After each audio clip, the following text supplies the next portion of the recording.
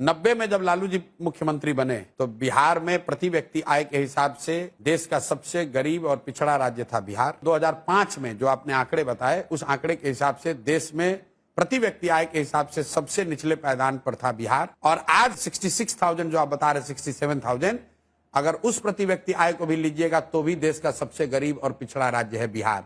अब आप अपने आंकड़े में जरा ये बता दीजिए कि प्रति व्यक्ति आय के हिसाब से बिहार से नीचे कौन राज्य है, बता दीजिए भाई।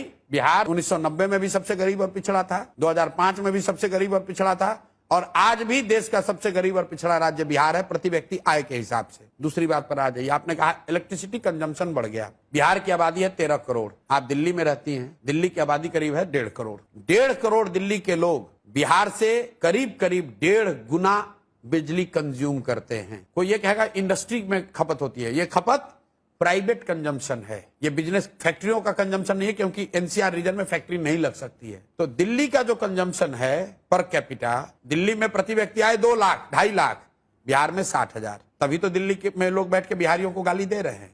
दिल्ली में प्रति व्यक्ति इलेक्ट्रिसिटी का कंजम्पशन बिहार से 10 गुना ज्यादा। 13 करोड़ लोग मिलकर उतना बिजली नहीं कंज्यूम कर रहे हैं जितना कि दिल्ली के 1.5 करोड़ जनता कर रही है।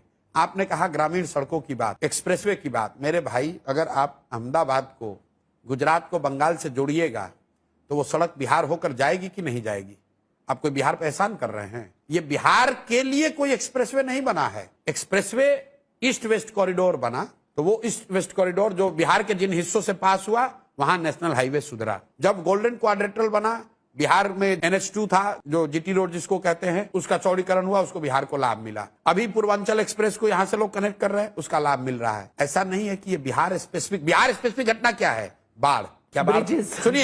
सुनिए, क्या बाढ़ की समस्या बिहार की सुधरी? 1990 में भी 50% बिहार बाढ़ से प्रभावित था, 2005 में भी था और आज भी है। 1/3 बिहार की जमीन में आज भी सिंगल क्रॉप लैंड है, क्योंकि यहाँ पानी एक बार लग जाता है वो पानी निकलता नहीं है। उसमें 1 इंच की कमी नहीं आई है, 1 धूर जमीन कम नहीं हुआ। यहाँ पर बिहार एकमात्र ऐसा राज्य है जहाँ पिछले 11 साल में एश्योर्ड इरिगेशन की जमीन पिछले 10 साल में 11% से कम हो गई है। ध्यान रखिए, सिंचाई की सुविधा बिहार में कम हो गई। पहले अगर 100 बीघे में नहर से या ट्यूबवेल से सिंचाई की सुविधा थी, वो अब 88 घट के 88 रह गया है। और आप कह रहे हैं कि विकास हो रहा है। भैया, ये तो ऐसे हो गया कि नीतीश कुमार कहते हैं कि जब हम मुख्यमंत्री बने तो बिहार का बजट 40,000 करोड़ था, अब 3 लाख करोड़ है। अरे भाई, तब जब आप मुख्यमंत्री बने थे तो देश का बजट था 8 लाख करोड़, अब हो गया 45 लाख करोड़।